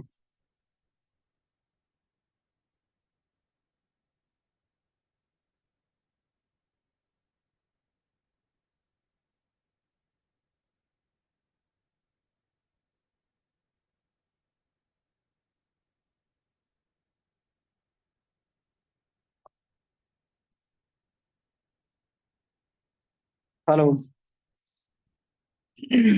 एक मिनट भैया, आपका म्यूट है, आप म्यूट पे बोल रहे हैं शायद। एक मिनट में इसमें देखता हूँ।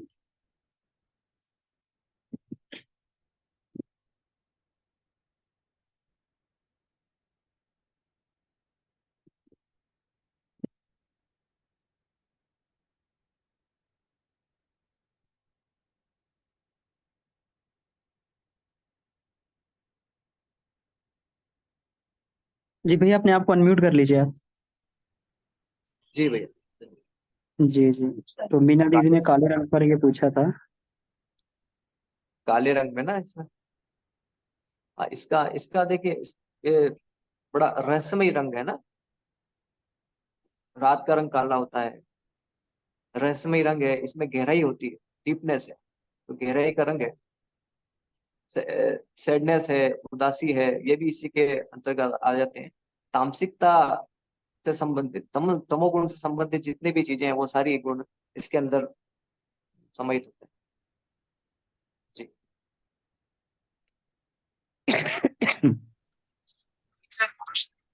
भैया प्रणाम।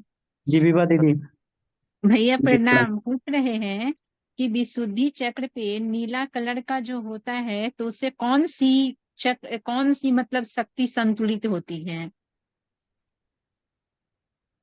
भैया? जी हाँ, विशुद्धि चक्र से देखिए, विशुद्धि चक्र में नीला रंग इसका प्रतिनिधि करता है, और आकाश तत्व का। भैया तो इसके माध्यम से पोषण के गुण, विस्तार के गुण इसके अंदर इसके माध्यम से बढ़ते हैं, बुद्धि की सूक्ष्मता का गुण इसके माध्यम से बढ़ता है, या आकर्षण का गुण इसके माध्यम से बढ़ता है। भैया हम समझे नहीं, हम पूछ रहे हैं कि जैसे हमारे विशुद्धि चक्र पे नीले कलर की जो होती है तो उससे कौन सी शक्ति हमें संतुलित करती है, मतलब कौन सा ऐसा शक्ति है? जैसे कि पीले कलर का तो जानते हैं, रेड कलर का जान गए, व्हाइट कलर का जान गए, ब्लैक जी कलर का जानते हैं, पर हमें नीले कलर की बारे में जाननी है, विशुद्धि चक्र पे कौन सी शक्ति संतुलित होती है?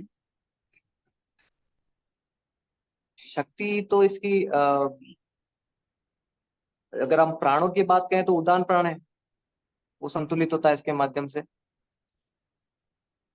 और शक्ति की बात करें तो हाकिनी शक्ति है, हाकिनी शक्ति इसके माध्यम से संतुलित होती है।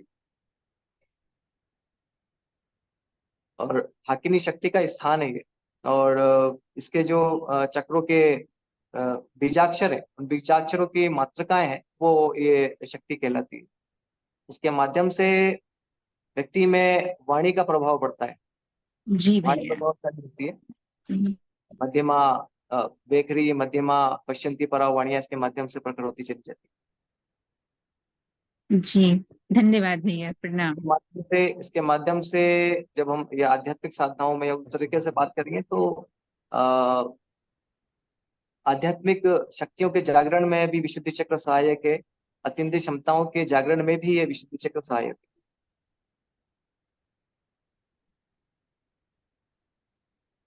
जी जी दीदी। भैया, जी प्रणाम।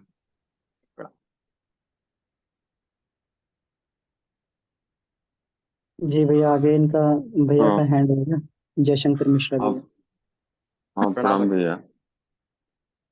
भैया जो भी आपने ध्यान करवाया, ध्यान के क्रम में आपने एक चीज करवाया कि जिस चक्र में जो गलतियां हुई हैं हमसे साधना के क्रम में, जब हम लोग जीवन में जाते हैं ध्यान करके, तो हम मिस्टेक करते हैं, और चक्रों के ध्यान के क्रम में उसको भी हम लोग याद करते हैं भैया। जी तो प्रारंभिक क्रम में भी है तो जैसा आज चर्चा के दौरान बात आई कि विकास एक बार बड़ा तेज होता है, हम करते हैं, लेकिन एक स्थान पे जाके जैसे साधना रुक सी जाती है। हम लोग करते तो हैं लेकिन विचलन आता है जीवन में। तो उस क्रम में भैया क्या करना चाहिए? एक बार जैसे भैया कभी कभी आज्ञा चक्र में जो है जो विचलन आता है, जैसे मानसिक स्थितियों में परिवर्तन आता है, उसके लिए क्या वो बर्तन एक काय बार का। जैसे भी विचलन का मतलब ये होता है कि जैसे मान लीजिए कि आप शुरुआती दौर में आपको लगता है कि हाँ बहुत तेजी से आप आगे बढ़ रहे हैं, लेकिन जी एक जगह आप रुकावट आती है, जी और रुकावट आती है तो आपको कहीं फीलिंग आती है कि भैया साधना रुक सी गई है जैसे एक लेवल पे, तो उसको कैसे भैया दूर करें? जैसे आपने ये आपने कहा कि जो गलतियां हुई हैं उसको याद करें, लेकिन जी वो फिर आप जीवन में जाते हैं तो फिर उस तरह की रिफ्लेक्शन आती है। जी जी। इसमें इसमें देखिए भाई साहब, ये सबके साथ में होता है, हर हर साधक के साथ में ये चीज होती है कि ऊपर उठता है, नीचे गिरता है, फिर ऊपर उठता है। तो अब हमें देखना है कि नीचे गिर गए, गिरने के बाद में ऊपर जब हम उठ रहे हैं तो वो ऊपर उठने का जो कारण है, वो कारण क्या क्या रहे, जी ऊपर ध्यान देंगे तो हमें उन कारणों को मजबूत करते चले जाना है। क्या हमारे स्वाध्याय में कमी रह गई, क्या हमारे साहित्य के अध्ययन में कमी रह गई? यदि वैसा है तो उसको दूर करते चले जाएंगे, तो उसके माध्यम से प्रेरणा, कहीं ना कहीं प्रेरणा की कमी होती चली जा रही, तो उस कारण से साधना में कमी होती चली जा रही। तो उसको एक एक पक्ष उसको रखना पड़ेगा, चाहे आप प्रवचनों के माध्यम से, चाहे आप स्वाध्याय के माध्यम से, चाहे पुस्तकों को पढ़ने के माध्यम से, किसी न किसी माध्यम से आप प्रेरित रहें, मोटिवेट रहें। तो जब हम गिरते हैं तो फिर से कहीं ना कहीं वो मोटिवेशन का कारण बनता है, हमें उठा देता है। एक बात। दूसरा, जो आप कह रहे हैं कि हम उसमें उलझ जाते हैं किसी उसमें, तो वहां पर बार बार उसमें उलझ रहे हैं, तो उसी कारण को खोजना है यहाँ पर, हमारे भीतर में उसी कारण को खोजना है। जैसे मान लिया कि हम धैर्य की बात करें, धैर्य छूट रहा है, बार बार गुस्सा बढ़ रहा है, बार बार एक बिंदु पर आकर के हम क्रोधित होते चले जा रहे हैं। तो उस बिंदु को देखना है कि वो क्या चीजें हैं मेरे मन के भीतर में जो मुझे क्रोधित कर रही है, और क्रोधित कर रही हैं, तो उसके पीछे के कारण को हम धीरे धीरे खोजना शुरू करते हैं। कि मान लिया कि मुझे ऑफिस में मुझे किसी खास बात को लेकर के क्रोध आ जाता है। कोई व्यक्ति जब ऐसी बात करता है तो मुझे क्रोध आ जाता है। तो क्यों क्रोध आ रहा है? क्या जी मैं इतना अहंकारी हूं, उसके चलते वो क्रोध आ रहा है? अगर ऐसा है तो उस अहंकार को फिर हम कम करना होगा। क्या मैंने अपनी प्रेस्टीज ऐसी बना रखी है और प्रेस्टीज पर कोई आघात करता है तब वो क्रोध बढ़ता है? तो उसको समझना पड़ेगा कि ये खाली पद है, मैं इस पद पर हूँ, और इस पद के चलते मेरे जो दायित्व है वो मुझे पूरा करने हैं, उसके चलते यदि कोई इस तरह की समस्या क्रिएट हो रही है तो वहां पर क्रोध करना उचित है उस समय के लिए। लेकिन अनावश्यक तौर पर यदि मैं क्रोध कर रहा हूँ तो फिर उस क्रोध को कहीं ना कहीं हमें कंट्रोल करना होगा। सामान्य दैनिक जीवन में देखें तो हम अपने गृहस्थी में देखें, तो गृहस्थी में जब क्रोध बढ़ रहा है तो क्रोध बढ़ने के कारण क्या है? क्या यह कारण है कि आज भोजन सही नहीं बना, उस कारण से क्रोध आ गया? तो इस पर फिर हमको चिंतन करना पड़ेगा कि भोजन के प्रति हमने बहुत ज्यादा आग्रह मन में पाल रखा है, इस कारण से फिर हमने जब भोजन का स्वाद सही नहीं रहा, हमने अस्वाद तप नहीं किया, हमने ये नहीं समझा कि अस्वाद तप के माध्यम से भी हम उसी भोजन को प्राप्त कर रहे हैं। भोजन के स्वाद में लिप्तता हमें क्रोध के लिए प्रेरित कर रही है। तो थोड़ा सा और माइन्यूट और माइन्यूट और माइन्यूट, गहरा गहरा गहरा उतरते चले जाएंगे तो हम उसकी सफाई कर पाएंगे। कुल मिला के बात यह है कि हम चिंतन के माध्यम से और गहरा उतरें, उसकी सफाई करें, देखें कहाँ कहाँ प्रॉब्लम आ रही है। जी। जी भैया, और साधना धन्यवाद भैया। हाँ ठीक है, साधना क्या करती है कि हमारे मन को सूक्ष्म करती है, मन गहरा होता चला जाता है, ध्यान के माध्यम से मन गहरा होता है।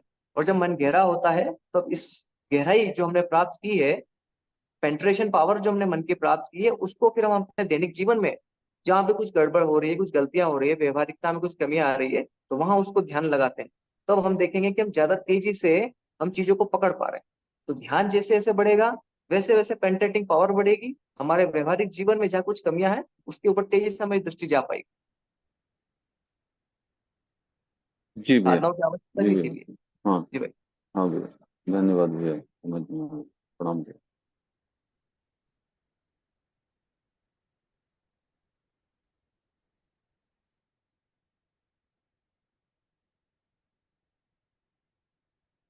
चैट में और प्रश्न है, देख लेते हैं। जी। कुंडली जागरण, इनका अभय कुमार जी का प्रश्न है। कुंडली जागरण के लिए सबसे पहले क्या करना चाहिए? देखिए, कुंडलिनी जागरण हम किस कोश में है पहले तो वो देखेंगे कि हम अन्नमय कोश की साधना है तो पहले इस फिजिकल बॉडी को शुद्ध करेंगे। अन्नमय कोश के जितने नियम है उसके माध्यम से कि हमने फिजिकल बॉडी को शुद्ध कर लिया, पहले उस पर ध्यान देंगे। दूसरे स्तर पर आएंगे तो प्राणमय कोश पर ध्यान देंगे, अपनी एनर्जी बॉडी को सुधारेंगे, प्राणमय कोश को शुद्ध करेंगे। तीसरे स्तर पर आएंगे तो मनोमय कोश को, मन को शुद्ध करते चले जाएंगे। फिर आगे चल करके विज्ञानमय कोश का जो विषय प्रारंभ होता है, वहां से हमारी कुंडलिनी जागरण के प्रति थोड़ी थोड़ी समझ वहां से बढ़ने लगती है, और चक्रों के जागरण की वहां से बात प्रारंभ होती है। अब इसमें ध्यान जब पहला किया जाता है तो पहला ध्यान इसमें हमें त्रिकुटी पर करना होता है। जैसे युग ऋषि ने इसमें बताया है कि त्रिकुटी में पहले अपने मन को अच्छी तरह से पका लें, तपा लें। और गुरुदेव भी जब ध्यान कराते हैं इस पे कुंडलिनी जागरण का, तो उसके अंदर भी आप देखिए शुरुआती 4-5 मिनट तो इसी पर ध्यान में जाते हैं और भावों को बनाने में। तो उसका अर्थ वही है कि त्रिकुटी वाले स्थान पर उसको ध्यान को पकाया जा रहा है, मस्तिष्क में उसको पकाया जा रहा है, उसके बाद में कुंडलिनी जागरण की ओर बढ़ा जा रहा है। ये कुंडलिनी जागरण से पूर्व की तैयारियां हैं कि हम पूरी तरह से शरीर के स्तर पर, मन के स्तर पर शुद्धता को प्राप्त करें। तो ये प्रारंभिक तैयारी में आएगा।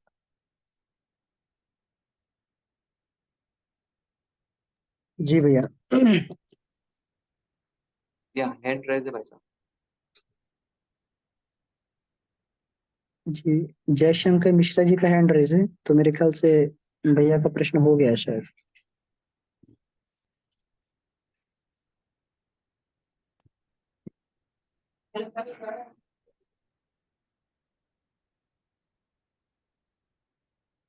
जी, तो और भी कोई अगर। जी। अभी अब प्रश्न हो गया हमारा। जी भैया, जी धन्यवाद।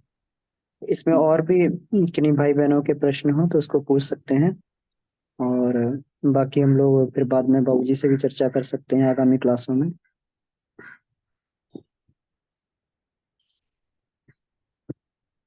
जी, राजेश जी का हैंड रेज है।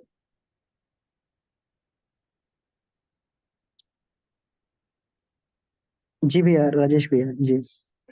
शरद भैया प्रणाम। प्रणाम भैया।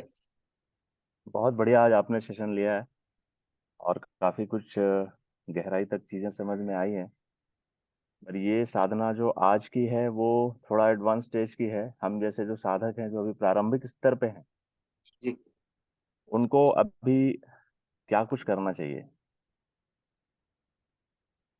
उनकी देखिए, अगर दिनचर्या में जो चीजें हैं वो क्या कंटिन्यूटी, जैसे अभी थोड़ी देर पहले जयशंकर भैया ने भी कहा जी कि साधना में जो कुछ आगे बढ़ने के बाद एक जगह पे आदमी जाकर रुक जा रहा है, और जो मोटिवेशन की आपने बात की, तो अभी हमारा तो प्रारंभिक स्तर है और ऐसी दुविधाएं हमेशा आ रही हैं और काफी संघर्ष है इन चीजों में। तो जी मेरा कहना है कि हम किन चीजों की कंटिन्यूटी बनाए रखें ताकि हम ये हर्डल्स जो आ रहे हैं उसको हम लोग पार करते जाएं। जी।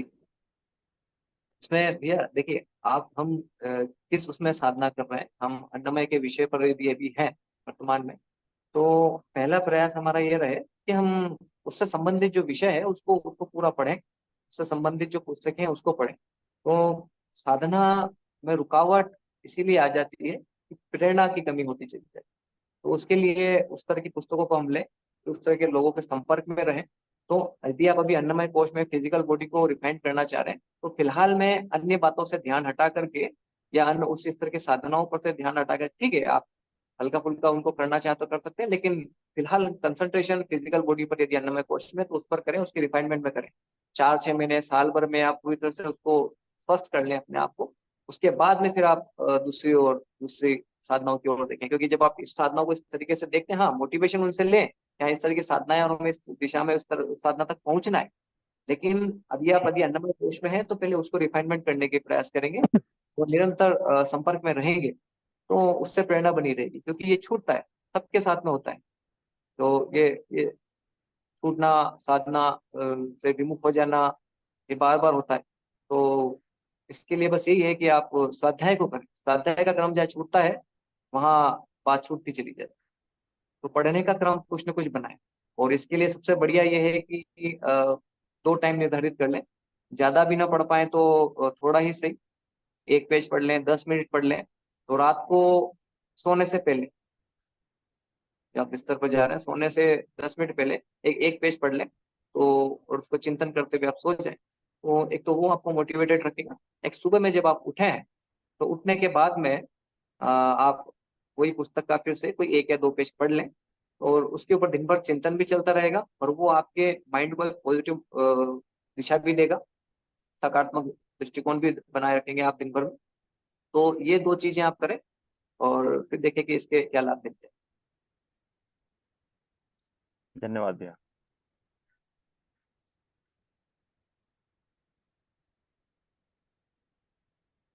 विपुल जी का भी हैंड रेज है।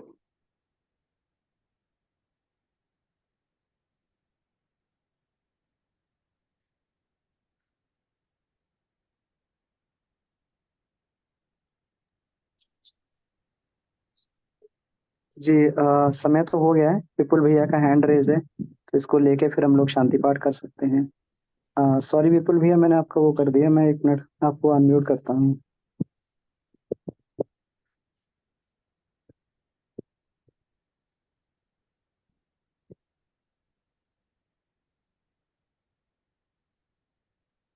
जी भैया, आप अपने आप अनम्यूट कर लीजिए। जी भैया। भैया प्रणाम। हाँ भैया। भैया अब ये वाला ध्यान जो है ना भैया, स्पेशली ये जो कलर वाला है जिसमें आपने जो बताया तत्व के दृष्टि से, तो इसमें मैं बस यही कहना चाह रहा हूँ भैया, कोई क्वेश्चन नहीं है मेरे पास। एक पीडीएफ जैसा है जो हमने किया है मुद्राओं के साथ, ठीक है।